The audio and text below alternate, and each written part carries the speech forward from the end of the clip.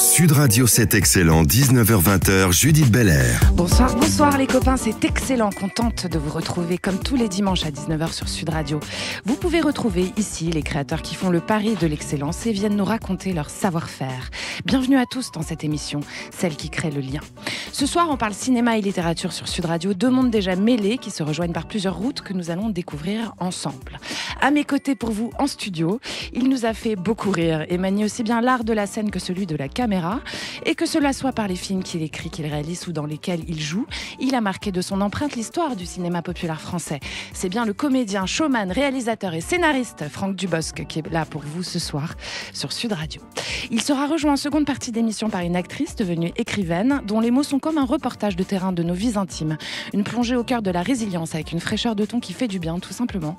Et il s'agit de Léa Wiazemski qui vient partager avec nous son processus créatif et un peu d'elle, on l'espère. La fête des pères approchant en Bullard et Manière, on accueillera Fabienne Delahaye, directrice du salon Made in France, la MIF Expo, et ses pochettes voilà pour les papas, des surprises 100% françaises. C'est excellent, bienvenue chez vous. Bonsoir Franck Dubosc. Bonsoir. Ne vous étouffez pas. J'étais en train de boire une gorgée d'eau, donc voilà, bonsoir. Bienvenue sur Sud Radio. Alors Franck Dubosc, j'avais le plaisir de vous recevoir en Zoom, en plein pendant le premier confinement 2020, et c'est un plaisir de vous retrouver en chair et en os déjà. Merci. Dans les studios. Alors on avait eu l'occasion à l'époque d'échanger sur votre manière d'appréhender la période inédite qu'on vivait, parce que c'était le premier confinement. Le premier, le vrai. Le vrai, voilà. Et vous avez été prolifique en l'occurrence, puisque on va pouvoir vous retrouver entre autres au cinéma le 31 juin prochain, le 30 juin prochain, oui, 31, c'est joli, dans Le sens de la famille, qui est un film de Jean-Patrick Ben avec Alexandra Lamy. Donc c'est cette période de confinement qui vous a permis de créer, d'être créatif. Non, celui-là, j'ai joué. C'est Jean-Patrick Bénès. Non, celui-là, j'avais joué dedans en 2019 déjà, juste avant, enfin septembre, oui. octobre, novembre. D'accord. Non, donc pendant la sortie avait été retardée, quoi. Oui, la sortie a été retardée plusieurs fois même. Mm. Et puis, pendant le confinement, depuis, pendant le confinement, j'ai écrit un film avec Anthony Marciano qui s'appelle Le congé payé, qu'on tournera en 2022. D'accord.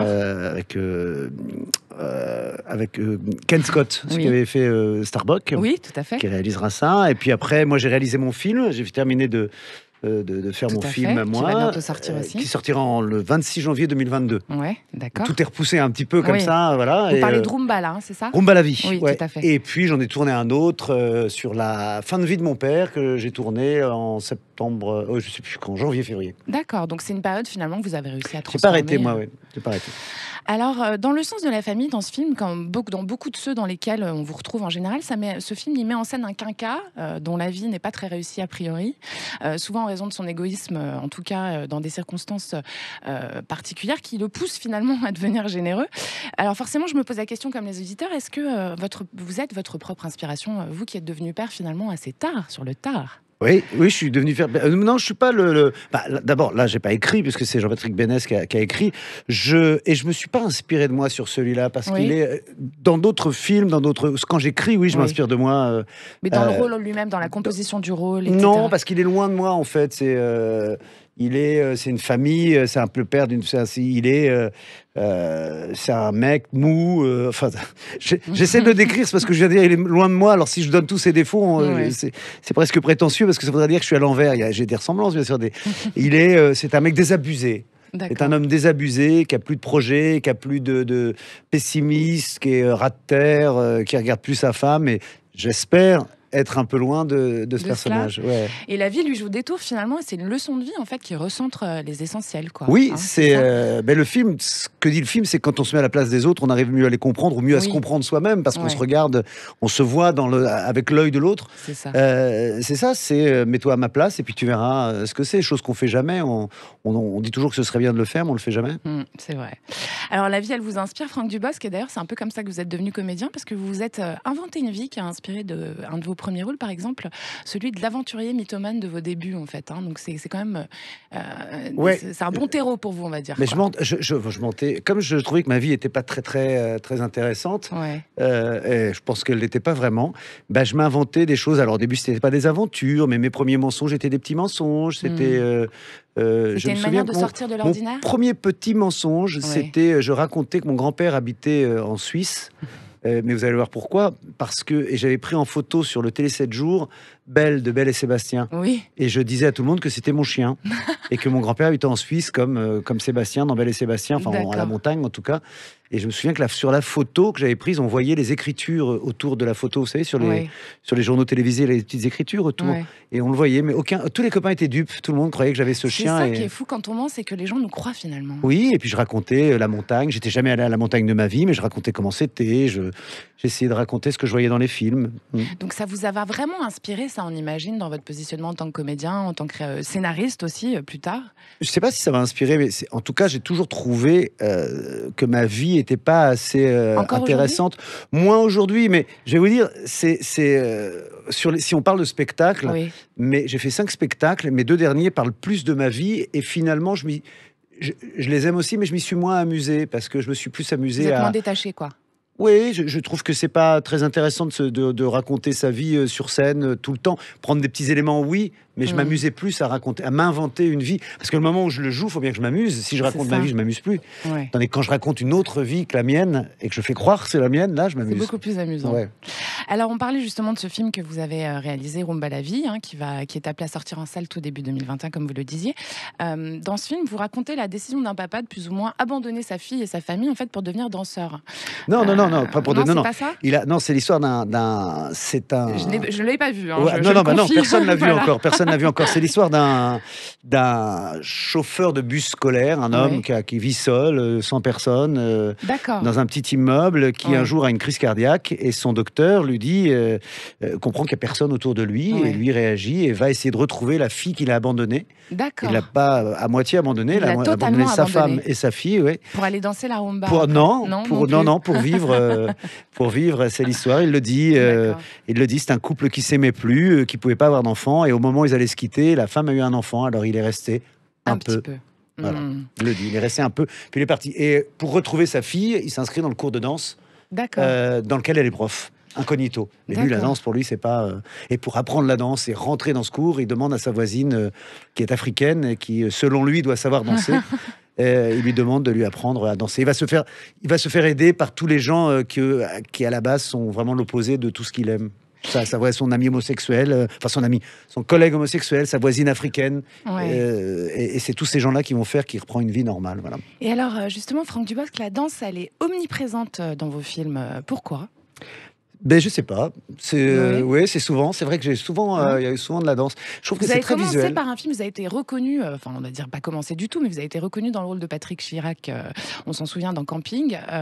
Ça a confirmé votre carrière auprès du public. C'est un peu des réminiscences de ça, on a l'impression de temps en temps, parce que les paillettes, les strass, etc., c'est quelque chose qui vous parle, la danse, mais je dansais, quand j'étais jeune, je dansais, même sur scène, j'en ai fait, je danse mal, mais je danse pas très bien, mais j'aime ça. Je trouve que c'est visuel. Dans Camping, d'ailleurs, je dansais un petit peu, et puis à un moment, quand j'ai eu cette scène de danse dans Camping avec le réalisateur, je lui avais raconté, je lui ai dit, tu sais, je vais danser un peu, parce que quand j'étais jeune, je faisais des concours de danse disco dans les boîtes, et on s'est dit, attends, ce sera le prochain film, alors danse pas trop dans Camping. Et on a écrit disco derrière. D'accord. Et donc on a limité le Patrick Chirac dans Camping pour le faire danser dans disco. Il aurait pu être encore plus explosif, quoi. Ah, mais il l'aurait été si on n'avait pas eu prévu de faire disco. Et puis après, il y a eu, et pour Rumba, j'ai repris des cours de danse. Dans le film, on va faire les championnats du monde. En fait, mais vous aimez ça, en fait, danser, Franck Dubosc, tout simplement. Mais j'aime ça, de la même manière que j'aime chanter, mais je sais pas bien danser et je sais pas bien chanter. Mais ce sont des choses sans doute que j'aime ça parce que ça m'impressionne.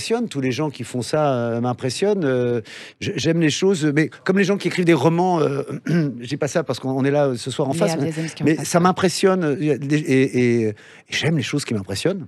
Et est-ce que pour vous, c'est aussi parce que, par exemple, à l'américaine, un artiste complet aux États-Unis doit savoir chanter, danser, jouer la comédie, etc. Et c'est pas forcément le cas en France, donc non, parce que j'ai toujours trouvé que j'ai pas vu beaucoup Robert De Niro chanter et danser dans les films, ni même Al Pacino. Si vous prenez les grands, ils sont en fait, ils font ça aux États-Unis parce que pour vivre, ils sont obligés de faire de la comédie musicale ou d'être à Broadway. Toutes les pièces sont en comédie musicale, donc ils apprennent tous à faire un petit peu tout ça de la même manière qu'au conservatoire.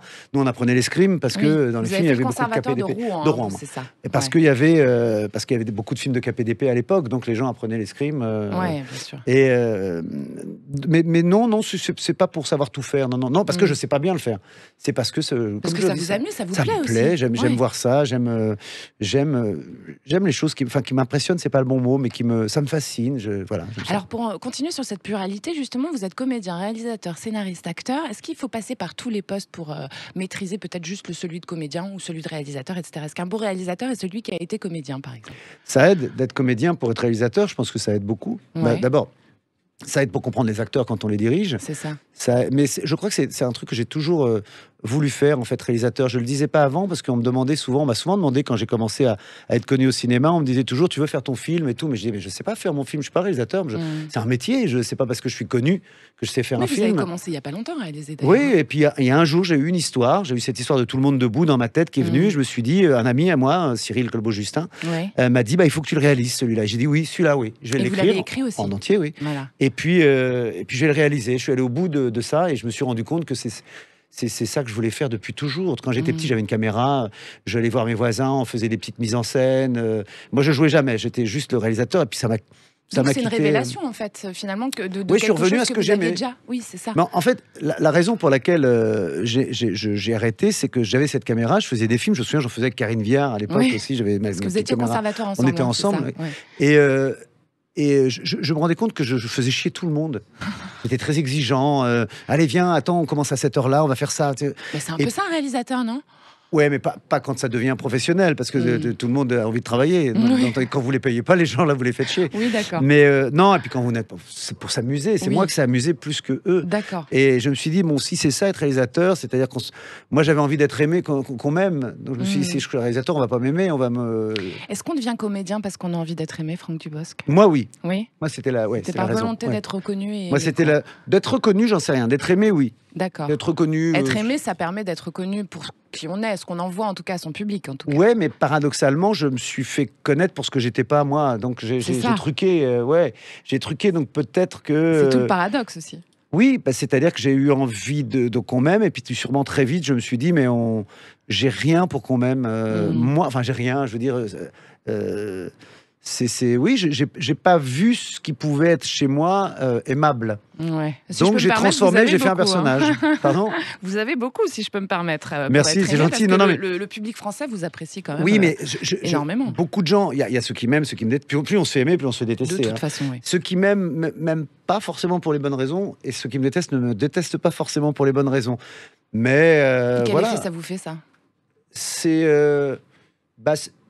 Ça donne l'impression d'être un usurpateur, mais c'est pour ça que le cinéma, écrire pour le cinéma me ravit, parce que là, tout à coup, je l'ai dit quand j'ai sorti Tout le monde debout, j'ai dit, là, cette fois-là, si vous n'aimez pas ce film, je ne vous en voudrais pas, parce que je m'en fous, c'est moi. Moi, j'aime, j'assume complètement le fait que vous aimiez ou que vous n'aimiez pas. Alors que j'assume moins le fait qu'on aime ou qu'on n'aime pas quand c'est pas moi. D'accord. Parce que je l'ai fabriqué, je sais pas, parce que j'ai truqué. Ouais. Donc je me dis, j'ai mal truqué. D'accord. Tandis que quand c'est vraiment moi, je ne truque plus. Donc, on parle d'illusion, là. Hein. Qui même me suivent. D'accord, Franck Dubosc. Je sais pas si c'est compréhensible ce que je dis, mais voilà. Oui. Merci beaucoup, c'est excellent sur Sud Radio avec l'humoriste, comédien, scénariste, réalisateur et plus encore Franck Dubosc. Et dans peu de temps avec l'écrivaine Léa Wiazemski. Restez là, nous on revient. Sud Radio, c'est excellent, 19h-20h, Judith Belair. Merci d'avoir choisi Sud Radio. Vous êtes bien en train d'écouter votre émission du dimanche 19h. C'est excellent, en compagnie de notre Franck Dubosc national, qui ne va pas tarder à être rejoint par une écrivaine vraiment pas comme les autres, Léa Wiazemski. Et juste avant de la rejoindre, on ira ensemble découvrir un cadeau pour la fête des pères qui fait la part belle au 100% français avec la cofondatrice de ce joli projet, Fabienne Delahaye. Tout un programme, me direz-vous, mais pour l'instant, on continue avec Franck Dubosc et on va s'offrir quelques secondes de rire. C'est parti. Tu as remarqué le rouge est la couleur du feu qui brûle? Oh oui, soit. Mais c'est aussi la couleur de ton cœur. Et peut-être même la couleur de ton canapé. Le canapé sur lequel sont posées tes petites fesses. Attention, il va te mordre, trop tard. Non, je plaisante. Un canapé ne mord pas. Sinon, on l'attacherait au radiateur. Merci beaucoup. Ça va, la baisse. لاباس لاباس الحمد لله صافا لاباس خاي لاباس كلشي لاباس كلشي لاباس الحمد لله لاباس لاباس الحمد لله لا فامي لاباس لاباس ça va bien la voiture لاباس la voiture ça va très bien. Non, parce qu'un bateau qui coule ça va, tu peux toujours nager. Mais un avion qui s'écrase, tu vas pas t'envoler. Hein. Ah, ça, la nature est stricte là-dessus. Un homme en l'air, il tombe. Ah, moi, j'invente rien, il y a un mec qui l'a démontré avec une pomme. C'est la loi de la gravité. Je veux dire, on est peu de choses. Un homme à 2000 mètres d'altitude, s'il a pas de parachute, c'est une pomme. Hé, tu te tasses, connard! Pardon. Franck Dubosc, ça fait du bien de vous entendre nous faire rire en fait. Hein. On vient d'écouter un medley de vous, humoristes. Alors on a commencé avec Pour toi public. C'était des petites vidéos que vous faisiez. Ça, la première, c'est une de 2006 où vous jouez le diable assorti à son canapé. Hein.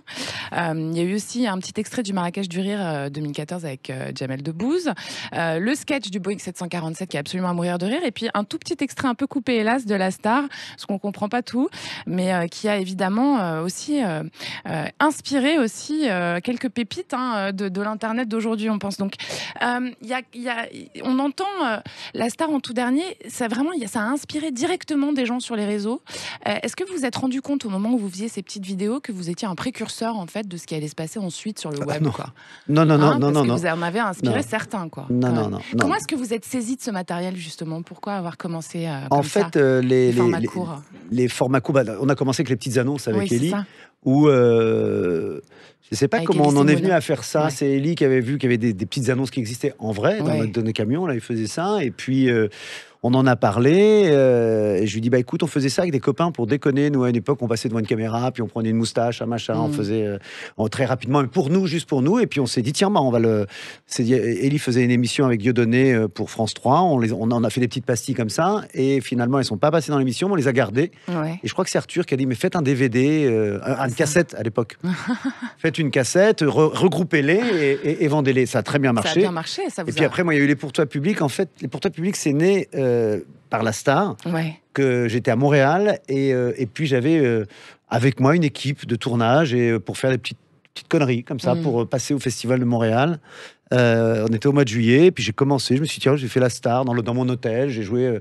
Et puis je me suis dit, c'est pas mal comme format ça. J'en ai fait un deuxième. Et puis après, je me suis dit, ça va être le format où je dis, pour toi, public, je vais devenir ceci ou cela. Et puis là, j'en ai fait un premier. Et l'idée, c'est de passer en dérision toujours, parce que là, La Star, on l'entend pas bien, mais en fait, vous êtes le mec qui s'installe sur sa grosse bagnole et qui dit, regardez, je vais vous apprendre ce que c'est qu'une star. Et puis il y en a un qui lui dit, dégage connard derrière. Oui, c'était toujours. Oui, il fallait que ce soit. Il fallait que ce soit. En plus, c'était un petit peu en caméra cachée parfois. Où je passais au milieu des gens, puisque et moi, j'étais pas connu. Donc les gens forcément n'acceptaient pas le truc. Oui, c'est toujours en dérision, toujours pour se moquer de moi. Ce que j'ai fait au début, c'est toujours en se moquant de moi. Est-ce que c'est drôle de faire rire, Franck Dubosc? Si c'est drôle de faire rire, non. Non, hein. Non, c'est pas. Non, parce qu'il y a. Enfin, c'est pas drôle. Il y a un manque de respect des gens qui font rire qui est. Ah oui? Ah bah oui. Le public vous manque de respect? Non, pas le public. Non, de ceux qui. Non, le public. Non. On nous tape sur l'épaule, mais ça, c'est agréable. Oui. Mais on n'est pas. Il y a moins de. On est plus le copain quand on fait rire, on est plus proche des gens. Mais ça moi, de la même manière, quelqu'un qui fait rire, j'ai l'impression qu'il est plus proche de moi. Il m'impressionne moins que quelqu'un qui est. D'accord. Vous êtes impressionné par les gens, Franck Dubosc? Oui, il y a des gens qui m'impressionnent. Oui. Il y a des gens qui m'impressionnent. Et donc le fait de rire, je suis fan aussi. Enfin, Vous êtes fan? Vous êtes fan de qui, Franck Dubosc? Je sais plus. Un jour, j'avais rencontré Georges Clooney. J'étais un peu. J'ai sorti le téléphone pour faire le selfie, comme très discrètement, mais je l'ai fait quand même. Ah oui. J'adore. Et je me regardais. On était en train de discuter, voilà, il me tenait la grappe. Alors on discutait, en plus c'est vrai, c'est lui qui me parlait. J'adore. Moi j'avais qu'une hâte, c'est d'envoyer la photo pour montrer à mes copains. Et lui il continuait à me parler. Donc c'était un peu... On parlait, on discutait de notre métier, de nos femmes qui sont libanaises toutes les deux. Oui, c'était assez... Donc quand on fait rire, on n'est pas forcément pris au sérieux par les professionnels de la profession, c'est ça? Ah, alors... Par les producteurs, oui, on est pris très au sérieux quand on fait des comédies parce que gros box-office, quoi. Voilà. Mais... par les autres, ça dépend. Maintenant, ça va, mais c'est sûr. Mais je dis un truc toujours, c'est que la difficulté du rire, on le sait bien, que faire rire, c'est difficile. C'est qu'en fait, on pleure tous des mêmes choses, mais on ne rit pas des mêmes choses. Ce qui fait que forcément, ça fédère beaucoup moins facilement. Paradoxalement, le rire fédère moins que la douleur. Voilà. Que le on ne drame, dit pas ça m'a pas fait pleurer. On va dire un acteur, lui il me fait pas rire. Alors lui il me fait pas rire, mais jamais. Alors qu'on va pas dire il me fait pas pleurer. C'est vrai un ce acteur. que vous dites. On n'y pense pas à ça. Ben ouais. Donc forcément c'est difficile. On a forcément des gens qui nous rejettent et d'autres qui nous aiment. Alors en revanche quand ça fédère bien, ça marche bien. Mais sinon voilà. Et puis les gens nous associent. C'est-à-dire si on les fait pas rire, ils se disent qu'on est con quoi. Non, vous avez juste pas fait rire, c'est tout. Et c'est pour ça. Après, faire pleurer, bah oui, si vous voulez que je vous fasse pleurer, je vais vous faire pleurer. Mais, vous auriez envie justement de jouer un rôle dramatique, jouer dans une pièce de Shakespeare ou je sais pas. Mais j'avais joué avec Richard Berry dans Inconnu à cette adresse, dans lequel je faisais le nazi. Est-ce que ça vous a plu ? Oui, j'adorais ça. Oui, j'adorais ça. C'était en plus c'est une belle pièce et c'est formidable. Mais dans mon prochain film, La Vie, il y a. Moi, je suis pas drôle dans le film a priori. C'est pas le personnage. C'est pas l'idée. Non. Il est plus pathétique que drôle. Parfois, il fait rire parce que forcément, il est gauche et mais c'est un personnage. Non, il aurait plus tendance. À la fin, tout le monde sort en pleurs. Alors, mais je passe dans le film quand même par la comédie. Il y a Michel Houellebecq qui joue dedans. Lui, il a le rôle drôle. Il peut être très drôle d'ailleurs. Mais dans le film, vraiment très drôle. Alors justement, vous vous êtes mis en scène vous-même dans Rumba la vie. Comment est-ce que vous faites ? Est-ce que c'est compliqué de se juger ? Est-ce que vous avez quelqu'un d'autre qui regarde pour vous ? Comment vous faites dans ce cas-là ? Oui, j'ai ma script, mon chef opérateur, ma maquilleuse, ma coiffeuse, tous ceux qui me connaissent très bien, et j'ai toujours un petit regard vers eux pour voir si ça va. Mais d'accord. Vous jugez vous-même quand même ? Je connais mon truc. Oui, là je suis obligé, oui. Et ça, c'est pas un exercice quand même très compliqué ? Mais moi, j'aime pas aller voir ce qu'on appelle sur le combo, c'est le petit écran. J'aime pas me voir dedans. Mais là, dans le film, la moitié du film, j'ai la moustache. Donc, je suis caché avec la moustache. Donc, ça va, je peux me regarder un petit peu plus facilement parce que je regardais vraiment un autre. D'accord. Mais le plus dur, c'est pas quand on tourne, c'est après, il y a 2 mois de montage. Donc, on est 2 mois avec son visage. Ça, c'est plus compliqué. Et alors, forcément, mais je regardais pas tant le jeu parce que j'ai mon monteur pour ça et mais je regarde comment on se voit vieillir quoi. Alors je dirais celle-là, j'ai le double menton là. Alors on devient plus je regardais plus ça finalement après, donc ce qui n'est pas bien grave. Recommencer à regarder Céline, c'est moins grave que le jeu quand on monte un film. Certainement. Merci de ce joli partage, Franck Dubosc. Alors, je vous propose de découvrir avec moi les pochettes Voilà. Donc, a priori, c'est pour les papas parce que c'est la fête des pères qui arrive dans pas longtemps. C'est des surprises 100% françaises à offrir pour la fête des pères qui approche. Sud Radio, c'est excellent. L'art et la manière. Là-dedans. Je vais vous montrer ça tout de suite. Bonsoir Fabienne Delahaye. Vous êtes cofondatrice des pochettes Voilà, surprise Made in France. Alors que contiennent-elles ? J'allais vous poser la question, mais je vais pouvoir le montrer parce que j'en ai une à côté de moi. Donc, elles contiennent, en l'occurrence, c'est des pochettes à destination masculine. Donc, il y a une brosse à dents bio. Vous avez un Opinel.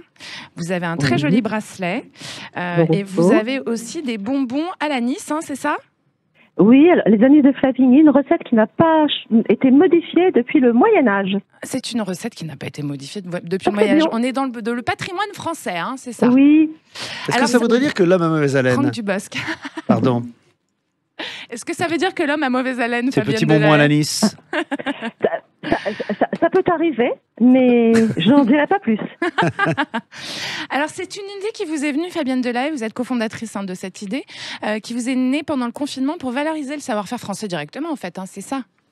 Oui, alors, l'idée est venue effectivement pendant le premier confinement avec, dans un premier temps, l'idée de trouver des débouchés commerciaux à des entreprises qui ne pouvaient plus vendre puisque les boutiques étaient fermées. D'accord. Et notre objectif, c'était de parler effectivement des savoir-faire de toutes les régions de France. Oui. Donc, voilà, en fait, si je devais résumer, c'est un concentré de savoir-faire d'un maroquinier, d'un savonnier, d'un fabricant de chaussettes, d'un apiculteur. Il y a aussi des glaçons, des glaçons réutilisables on the rocks, Mont Blanc, etc. C'est que des petites choses. Oui, fait en granit, des glaçons durables. Donc, donc voilà, donc le savoir-faire. On peut trouver des bougies, des bonnets, brosses à dents, des filets. Enfin, ça dépend des pochettes, quoi. Du quotidien, oui, ça dépend des pochettes et on réalise aussi des collections capsules et notamment à l'occasion de la fête des pères. D'accord. Et alors, comment est-ce que vous sélectionnez les marques qui sont à l'intérieur ? Ils viennent vous voir, vous allez les chercher ? Alors, on a différentes méthodes pour sourcer. La plus importante, c'est en fait notre salon. Nous organisons et nous avons créé le salon du Made in France, qui accueille chaque année 650 entreprises en fait en novembre. Oui. Et donc, on est effectivement très très bien placé pour connaître toutes ces entreprises qui fabriquent en France et qui créent de la richesse et de l'emploi ici maintenant. D'accord. Franck Dubosc, c'est une obligation. Pardon, allez-y, je vous en prie. D'être entreprise exposante pour être dans les pochettes surprises. Il y a une deuxième condition, c'est rentrer dans cette pochette et ce cône, parce que nous avons aussi de la literie magnifique sur le salon, mais ça ne rentrerait pas dans la pochette surprise. Ça rentre pas dans la pochette surprise. Franck Dubosc. Le troisième critère, oui, la allez-y Fabienne. Je vous écoute. Comment ? Allez-y Fabienne Delahaye, je vous écoute. Je disais juste, et puis le troisième critère, le plus important, c'est que les produits soient fabriqués en France 100% made in France, respectueux des normes sociales, environnementales, salariales, sanitaires, bien entendu. D'accord, donc on est aussi sur des produits éco-responsables. Oui. D'accord. Donc Franck Dubosc, est-ce que vous auriez envie de recevoir une jolie petite pochette comme ça, avec un Opinel, une jolie petite brossette en bio ? Je crois qu'elle va finir dans vos mains, en fait. Ben oui. C'est ça. Oui. Non, mais moi, on me demande toujours, qu'est-ce qui te ferait plaisir comme cadeau ? J'en sais rien. C'est difficile c'est la surprise qui me fait plaisir. Oui, ça me plaît bien, ça. Ça vous plaît, Le ça ? petit Opinel, j'aime bien, moi. Ah ben voilà. Vous voyez, Fabienne, vous allez faire un heureux ce soir. Je suis ravie. Alors, la brosse à dents, pour info, c'est la dernière entreprise de brosse en France. D'accord. Donc, donc là, vous faites perdurer une mais ça, je ne entreprise, me brosse pas les dents. C'est pour ça que je vais prendre les trucs à l'anis. Donc vous faites perdurer une entreprise qui aurait fermé si vous n'aviez pas continué à proposer ces produits, hein, c'est ça, Fabienne Delahaye ? Alors pas que nous, c'est-à-dire tous les acheteurs. Oui, bien sûr. À la préservation de cette entreprise et. Merci beaucoup Fabienne Delahaye. Je rappelle qu'on peut retrouver vos boîtes à malice sur www.volasurprise.mif.fr. C'est excellent sur Sud Radio avec l'acteur, humoriste et réalisateur Franck Dubosc et l'écrivaine qui nous fait rêver avec l'ordinaire Léa Wiesimski. À tout de suite. Sud Radio, c'est excellent, 19h-20h, Judith Belair. Vous êtes bien sur Sud Radio et nous aussi. Bienvenue dans la deuxième partie de cet excellent. Si vous nous rejoignez, le dimanche soir à 19h, nous parlons vrai avec nos créateurs français, ceux dont le parcours incarne l'excellence française hors limite. Et ce soir, vous pouvez entendre l'excellent comédien, scénariste et réalisateur Franck Dubosc et l'écrivaine aux mots frais et très touchants, Léa Wiesimski. Bonsoir Léa Wiesimski, bienvenue sur Sud Radio. Bonsoir Judith. Alors Léa, on va évidemment parler de votre dernier roman, À 20h sur le quai, sorti il y a peu chez Michel Lafon. Mais avant ça, on va un peu s'intéresser à vous aussi. Avant de devenir écrivaine, vous avez été actrice, Léa Wiesimski. Alors je le suis toujours. Vous l'êtes toujours. C'est un peu plus dur qu'avant. Ouais. Voilà, j'ai pris de l'âge et que c'est vrai qu'en France, quand on fait un autre métier, tout d'un coup, on croit qu'on a abandonné le précédent. D'accord. Mais non, je suis toujours comédienne. Mais c'est vrai que ça fait maintenant 2 ans que j'ai pas tourné, malheureusement, mais je n'attends que ça. Est-ce que vous pensez que c'est lié aussi à ce que vous avez le Covid et tout ça, parce qu'il y a moins de boulot ou C'est lié. Non, je pense que vraiment c'est lié parce que j'ai eu 2 enfants, parce que j'ai fait 3 bouquins, parce que Covid, parce que la vie et effectivement. Ça vous manque ? Ah oui, terriblement. D'accord. Et puis parce que j'ai 40 ans et qu'à 40 ans, c'est plus compliqué. Ah d'accord. Pour une femme. Et qu'il y a plus de rôles d'hommes dans un film que de rôles de femmes. Il faudrait que ça change ça. Ça change. Qu'est-ce qui vous a poussé à vouloir passer des mots interprétés qu'on déclame sur scène ou dans un film à ceux qu'on grave sur le papier, Léa Wiesimski ? Vraiment, je ne me voyais pas écrivain parce que par rapport, vu du milieu d'où je viens, c'était surtout pas être écrivain. Et j'étais serveuse pour comme toute comédienne qui se respecte, entre plusieurs tournages ou plusieurs pièces de théâtre pour vivre.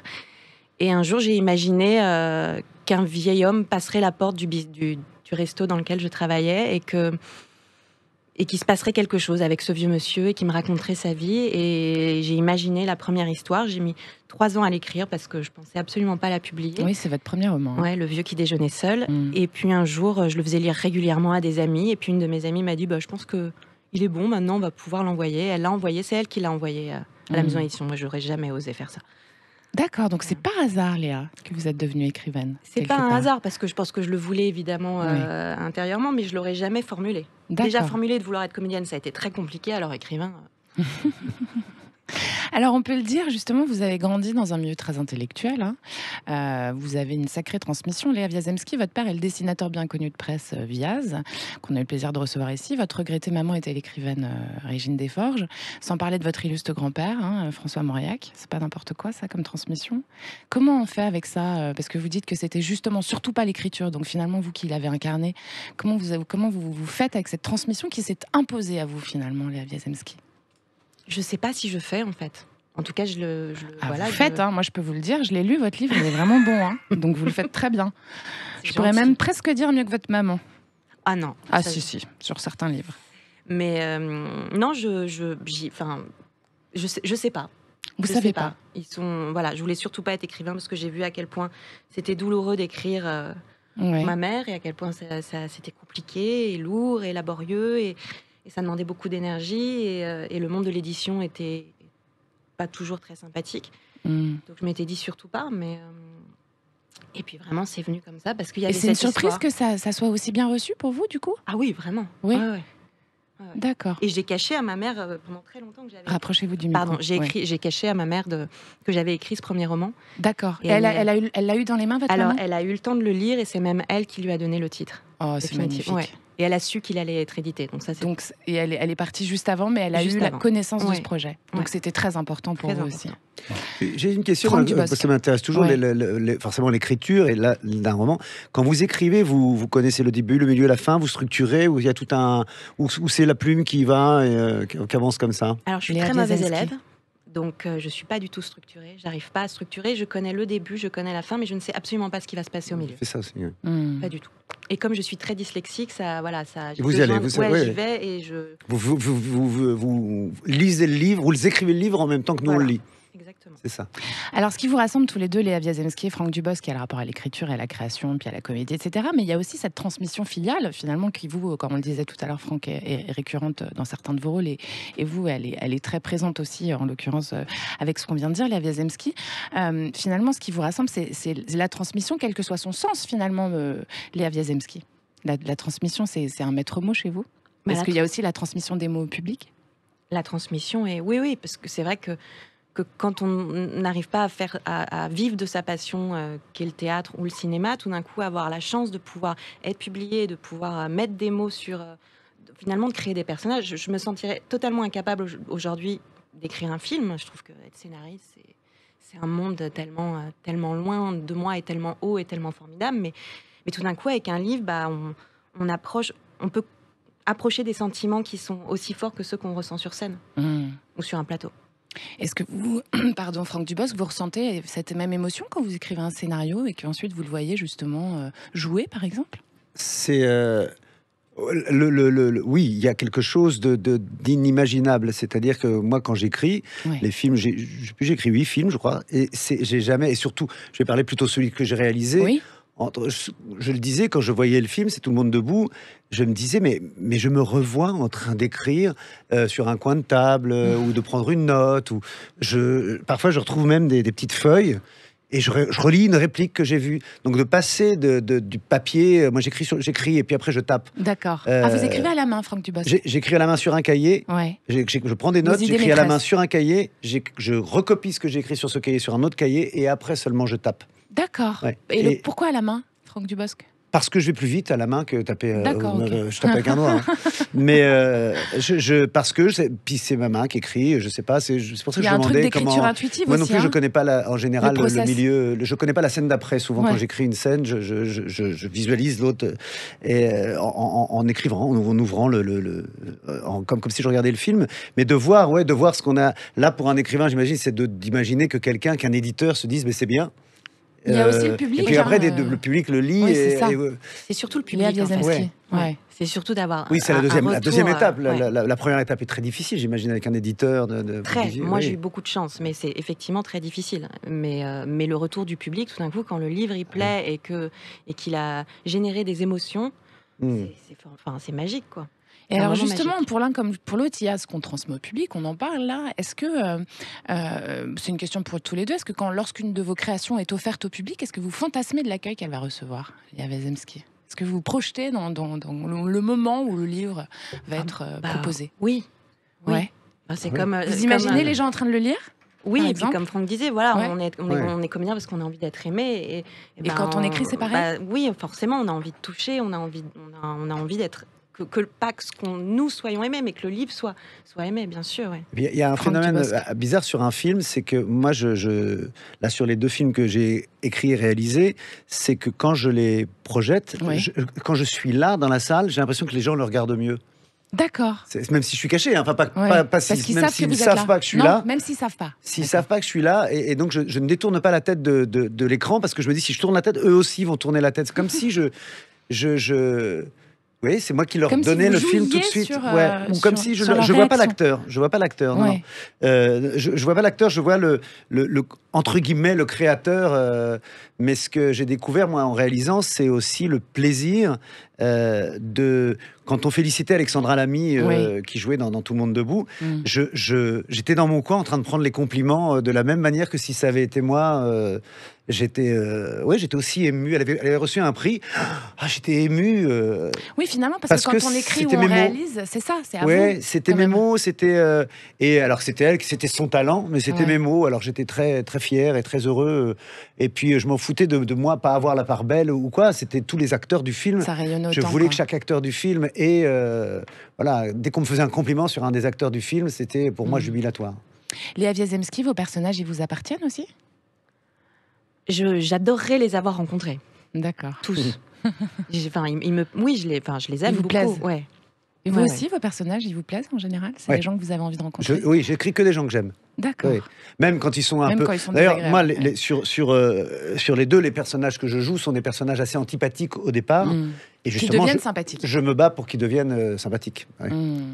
Et vous, vos personnages, finalement, ils sont dans une forme de violence qui provoque une résilience chez eux, Léa Wiesemski, et qui finalement tracent leur chemin dans l'amour. C'est un peu la même histoire aussi. Vous les faites, vous les transformez, vous les faites évoluer avec les événements. C'est des personnages qui n'auraient pas dû se rencontrer et qui, par un événement tragique, vont avoir une forme de résilience et plutôt que de sombrer, vont aller vers la lumière. Léa Wiesemski, justement, dans votre dernier roman, on le redit, c'est le 4e à 20h sur le quai, qui est sorti chez Michel Lafon. Vous vous saisissez aussi d'un sujet particulièrement difficile, qui est un attentat à Paris, et vous vous en servez pour raconter les chemins de résilience, on le disait, des protagonismes post-horreur. Est-ce qu'il fallait un impact et une forme de violence pour faire naître l'amour? Est-ce que c'est comme ça que vous vivez l'amour que vous écrivez, Léa Wiesemski, finalement? Est-ce que l'amour doit naître dans la douleur? Non, pas forcément. Tous mes livres, c'est vrai, partent d'un moment tragique pour aller vers quelque chose d'heureux, parce que je n'aime que les histoires qui finissent bien. Non, je pense que voilà, on vit aujourd'hui une époque où on est confronté aux attentats régulièrement. C'est vrai que cette histoire est née après le 13 novembre, qui nous a tous impactés. Bien sûr. Moi, j'étais sur le point d'accoucher. J'étais à 24 heures de mon accouchement, donc c'était très particulier de vivre ça avec une vie en soi et la mort autour. C'est beau ça, une vie en soi et la mort autour. Mais c'était terrible. Je me souviens avoir tout gardé ce soir-là pour pas transmettre la peur, l'horreur au bébé. Et c'est un an, jour pour jour après, où dans la rue, j'étais avec la poussette et je me suis effondrée en larmes dans la rue parce que tout ce qu'on avait vécu, même si j'ai pas été touchée directement et que Dieu merci, je ne sais pas comment, mais j'ai pas eu d'amis qui ont été touchés. C'était voilà. Et on sait aujourd'hui que des choses très belles sont sorties malgré tout ça. Il y a eu des rencontres, il y a eu des gens qui se sont aidés, qui se sont sauvés. Et c'est ça que vous aviez envie de raconter, en fait. C'est ça que j'avais envie de raconter. C'est-à-dire la vie qui prend le dessus, quoi qu'il arrive, quoi. Et Paris qui se relève aussi. Paris qui avance et qui renaît de l'horreur. Les histoires de résilience, c'est quelque chose qui nous touche tous, Franck Dubosc. Oui, c'est non, j'écoutais avec. J'ai hâte de lire, justement. Oui, bien sûr. Donc finalement, est-ce qu'il ne faut pas avoir un peu mal parfois pour comprendre le bonheur d'être en vie? Qu'est-ce que vous en pensez, Franck? Ah oui, c'est sûr, bien sûr. C'est important de connaître la personne pour voir la lumière, quoi. Dans l'écriture, en tout cas, moi, c'est chaque douleur qui m'aide que j'essaie justement d'exorciser en les écrivant et puis en les rendant belles ou en les rendant... enfin, rendre une douleur belle, c'est difficile, mais de voir ce qu'il y a, de voir la lumière dans... Oui, chaque... J'y pense parce que ça résonne, parce que j'écris en ce moment et que forcément, ça et quand on crée, on dénoue en fait des choses en soi aussi. Ah bah oui, bien sûr. On dit des choses qu'on a envie de... Oui. Ça, même avec la comédie ou avec de la fiction, parce que du coup, ça nous permet de dire tout ce qu'on a envie de dire. Qu'est-ce que vous en pensez? Ah mais bien sûr. C'est moi, Tout le monde debout, c'était pour m'excuser de plein de choses. Au mal à vie, pareil. C'est toujours... c'est souvent pour pas pour me déculpabiliser, mais pour pour m'excuser moi-même, en tout cas, que je comprenne moi-même comment je suis, pour me comprendre moi-même. D'accord. Mieux moi-même. C'est un joli échange. Merci à tous les deux. C'est excellent sur Sud Radio et on le prouve avec Franck Dubosc et Léa Wiezemski. Ne bougez pas, on revient.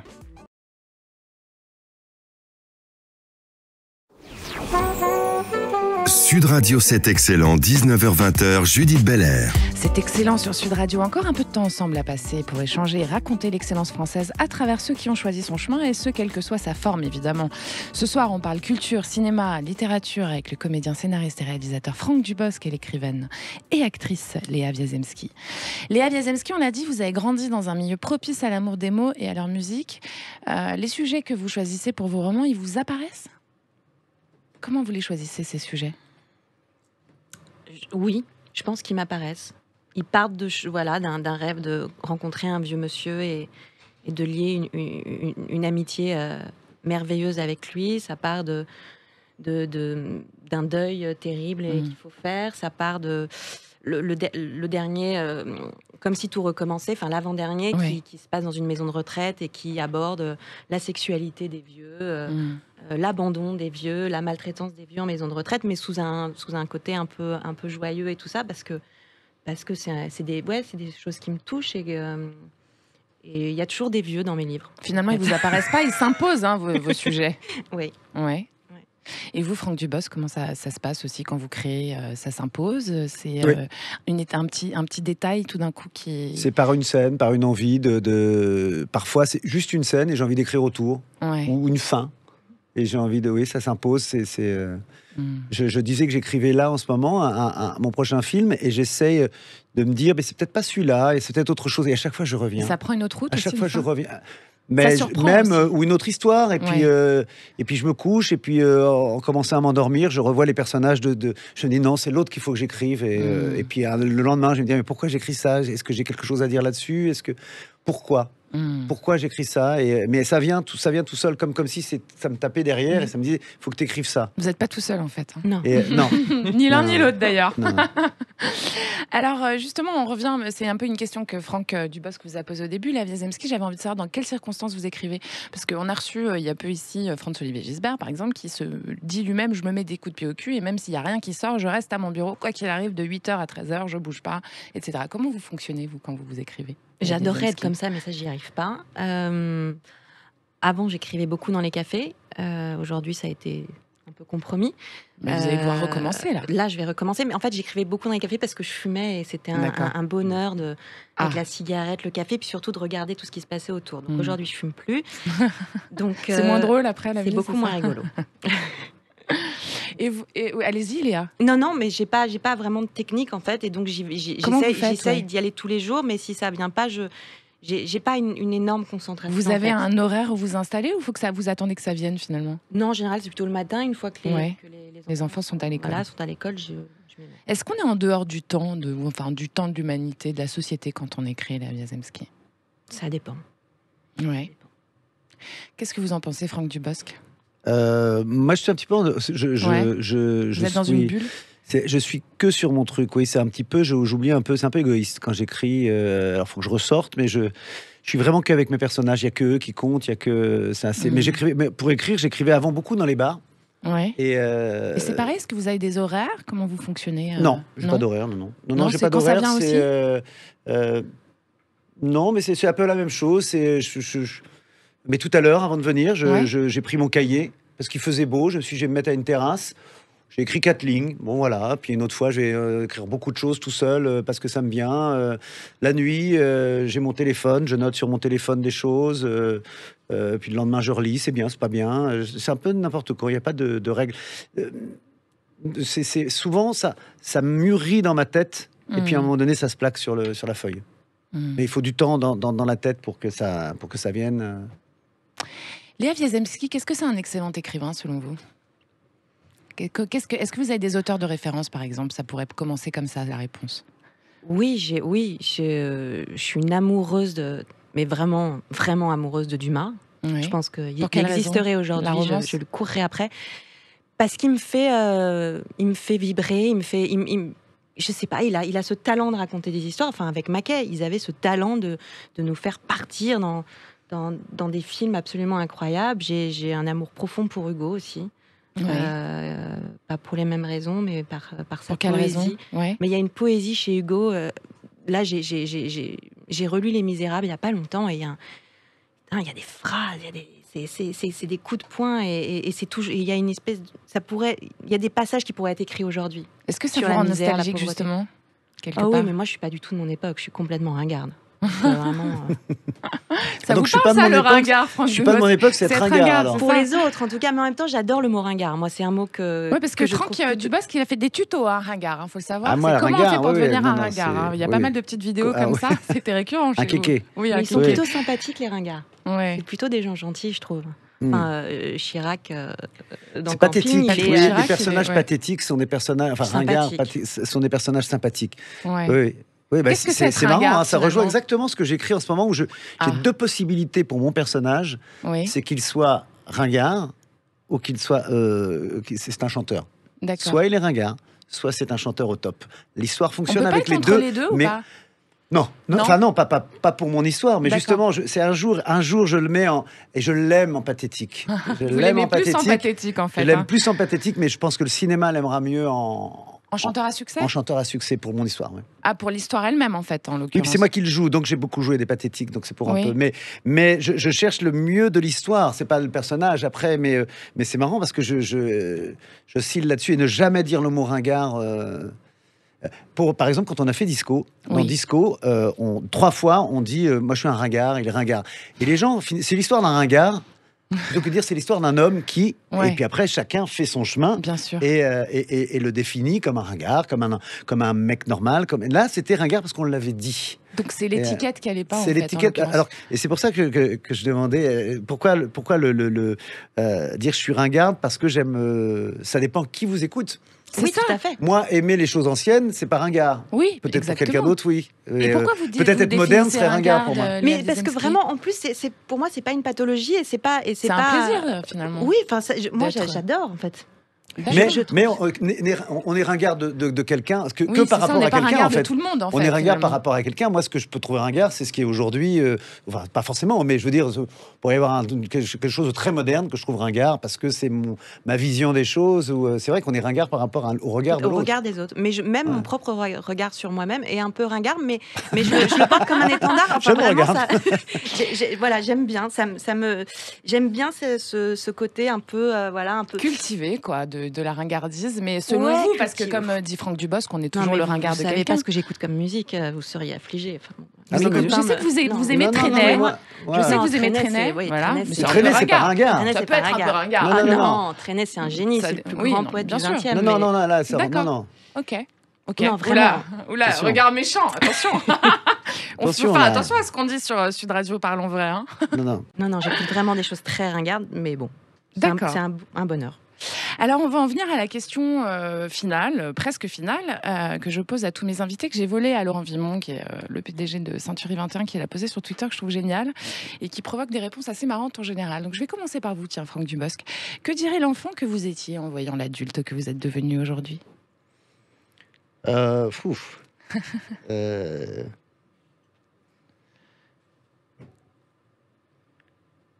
Et il dirait t'as quoi comme voiture ? Bon, a priori, il le verrait. Est-ce qu'il serait satisfait ? Non, pas vraiment. Non, il dirait...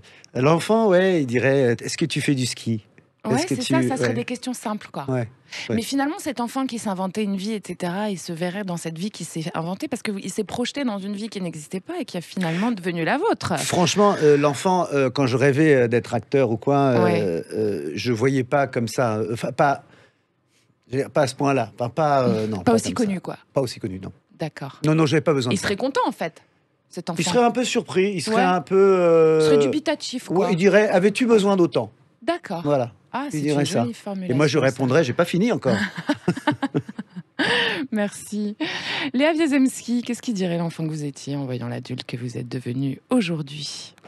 J'aime bien cette question, elle est jolie. Je pense qu'elle dirait, tu vois, finalement, ça va. C'était dur, mais ça va.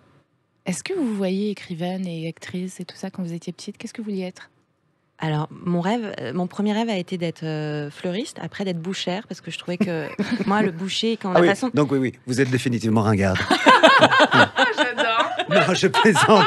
Je plaisante, mais là, vous m'avez tendu la perche. J'espère que ma bouchère ne va pas m'entendre. Attention. Il y a des chances que si. Non, attention. Il y a des chances qu'elle vous écoute, franchement. Mais une bouchère écrivaine. Voilà. J'adorais comment ils empaquetaient la viande, ils faisaient des paquets. Je comprends tout à fait. Couper le jambon sur le ah ouais, ça c'est incroyable, ça, la machine qui coupe le jambon. Non, et très vite comédienne, mais c'est un vœu que vraiment j'ai tenu secret pendant des années. Et que vous avez réalisé aussi. Que j'ai réalisé, mais je m'y suis mis tard. J'ai d'abord redoublé beaucoup, loupé mes études, enfin voilà, j'ai perdu beaucoup de temps. D'accord, vous auriez voulu faire comédienne avant, en fait, finalement. Oui. D'accord. Ah oui. Mais vous regrettez pas d'avoir été comédienne? Non, de ne pas avoir été bouchère. De pas avoir été bouchère, voilà. Ça dépend, parce que les bouchers ont continué à travailler ces derniers temps. Voilà. Oui, c'est vrai. Et il en faudra toujours des bouchers. Toujours. Alors que des comédiens... C'est pas indispensable. Non, mais bon, quand même. Je suis désolée, la culture est essentielle, je tiens à le dire. Mais le boucher... Le boucher aussi, mais la culture est essentielle, vraiment. Merci à tous les deux pour ce joli moment, ces jolies confidences. Merci d'être passés par les studios de Sud Radio. J'espère que je vous reverrai bientôt par là. Je rappelle donc à tous que vous pouvez retrouver Franck Dubosc dans Nos Salles Obscures le 30 juin prochain et non le 31 dans le film de Jean-Patrick Bénès, Le sens de la famille. Et évidemment, le dernier roman de Léa Wiezemski, à 20h sur le quai, sorti chez Michel Lafon, chez les bons libraires. Merci de votre fidélité à tous, chers auditeurs. Il nous reste 4 émissions à passer ensemble avant le break de l'été. Toute ma gratitude à Quentin Cabanis qui réalise pour vous cet excellent, Laura Pierre au web et Méloane Rock évidemment. Vous pouvez retrouver la playlist, cet excellent podcast en vidéo sur sudradio.fr et la chaîne YouTube de Sud Radio bien sûr, sans oublier les réseaux sociaux. Bisous les copains, à dimanche prochain.